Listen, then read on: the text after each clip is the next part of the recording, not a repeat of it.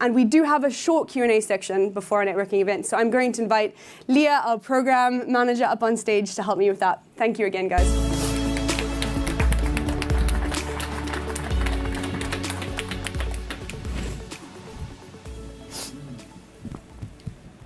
Thank you so much, Lisa, for sharing our 2023 agenda. Now we have 15 minutes for Q&A, so if you have any question specifically to us, to DigiCo, feel free to send them around. The first question that came up, now I see more and more questions coming in. The first question really is about Skillify. We haven't touched a lot upon Skillify in today's event. I'd love for you to share with the audience today what value really does Skillify bring to vulnerable groups, and how does it differ as compared to other platforms that exist? Great question. So I touched a little bit on Skillify, so I'll just kind of elaborate a little bit more on that. So as mentioned, Skillify is based on the DigiCo framework, so it's founded in academic research. But what we've really tried to do is make it accessible and useful. So we've broken it up into sort of smaller bite-sized sections. We've tried to simplify the language as much as possible. We've seen from some of our partners, and as we've seen in conversations today, sort of digital literacy and numeracy and literacy work hand in hand. So those marginalized and vulnerable individuals that maybe are taking this assessment because they potentially are lower in their skill levels might already be suffering with lower literacy levels. So we've tried to make it as accessible as possible to really capture all of that. So I think that's one of the biggest defining factors. And then every time we onboard a new partner, we're trying to make sure that we are translating it into local languages. So we do have it in Arabic and Ukrainian, English, and a couple of other languages as well. So I think that's a big one. Thank you so much. We discussed in the second panel the requirement to be able to prove digital skills through a formal paper, really, a formal stamp. How does Skillify help that? Do we have anything on our platform where the individuals, the user, can show the results of their tests, really? Yeah, well, that was a really big one for us, and hopefully we will be exploring micro-credentials and doing some work with, there's obviously a large push within the European Union to really formalize micro-credentials. But at the moment, we do have a certification. So when you take the assessment, as I said, it's a self-assessment, but we also have testing questions. So that really validates the results a little bit more. And at the end of it, not only do you get a recommendation of where you can improve, it also showcases your strengths. So you can download this certificate and obviously show it to your employers.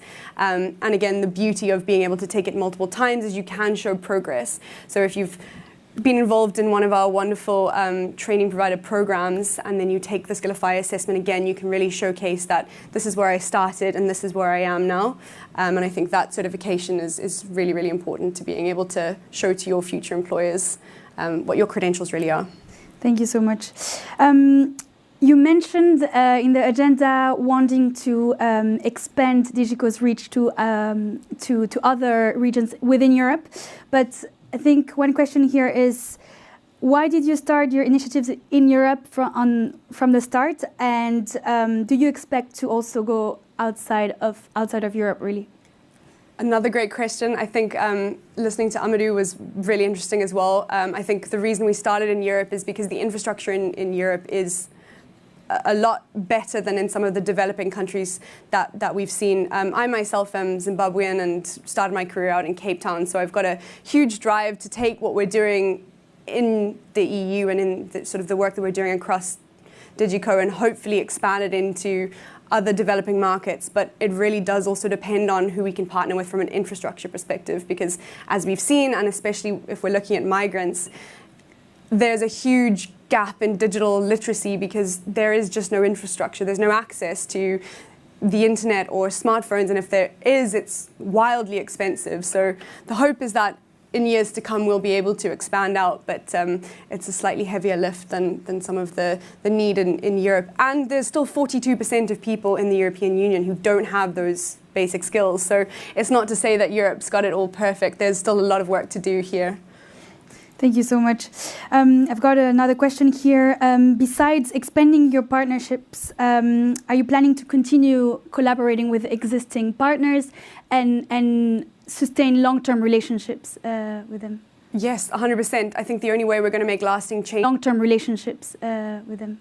Yes, 100%. I think the only way we're going to make lasting change is to start with that solid foundation and build on that. So it's not to say there's new shiny toys. We want to really strengthen out and build and grow with our partners as we grow. So although we're looking to expand into new markets, it's incredibly important to nurture and nourish the partnerships that we already have and foster, lasting relationships with those organizations as well.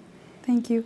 And so for new partners, you already mentioned that in your speech, but how can concretely, how can they get involved? What is the first step they should do for that? Reach out to us on our website or sort of email any of us really. But we're looking for lots of different partners. So we obviously have funding and grant opportunities, but our community of practice basically encompasses all walks of organizations that are aligned with our mission and vision. So reach out, send through an email, check us out online. There are lots and lots and lots of ways to partner, and we are very, very eager to grow out our partnerships and welcome you all to the family, to the collective. Thank you so much. This is the end of the Q&A. Now I'm very happy to do the closing remarks and summarize everything we discussed today, and there was a lot. So first of all, thank you to everyone who came today, either face-to-face or those who followed us online.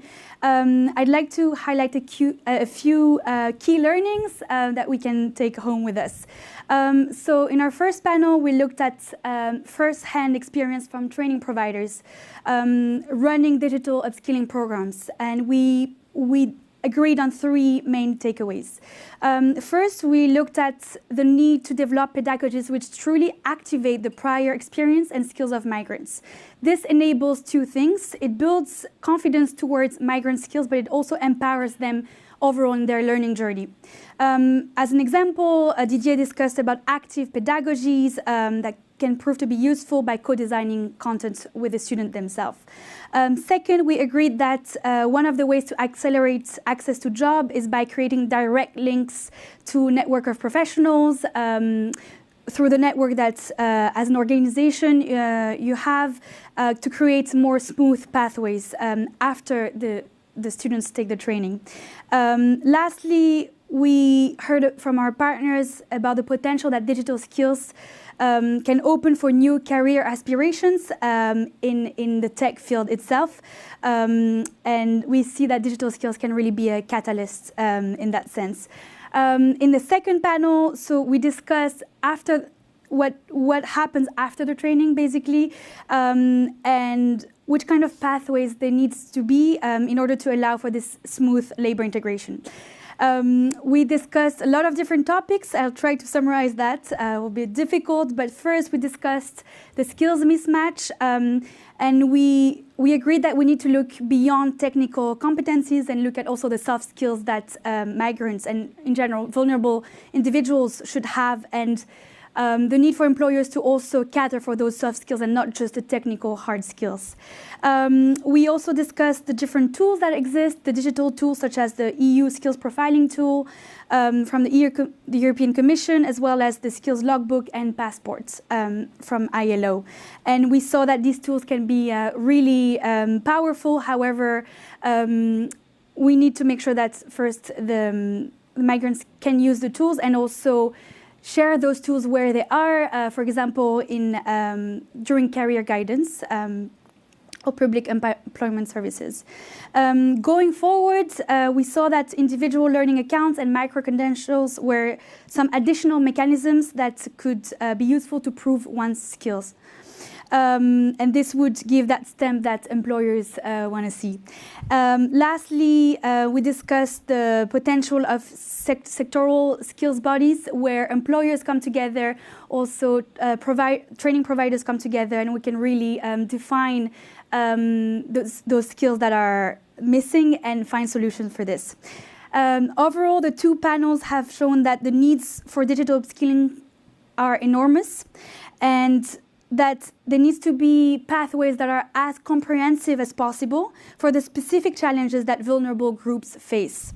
We cannot use the pathways that we use for the mainstream population. We need to really address the needs of our target groups. Even if the mechanism to prove skills exists, it also needs to be accompanied by a mindset shift at a systemic level. And we discuss a bit the recruiting teams and changing that in order to have a more inclusive recruitment mechanism. In the digital transition we're facing, we believe that we need to first look at marginalized groups in order to create an equitable society. We need to look at if those groups are really benefiting from the transition or not, and create the opportunities to do so if that's not the case.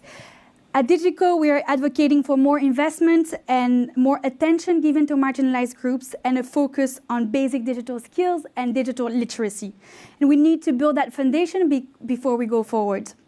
So thank you so much to all the partners for all the work that you do, and we know how incredibly important that work is, and we're super honored to be supporting you in this.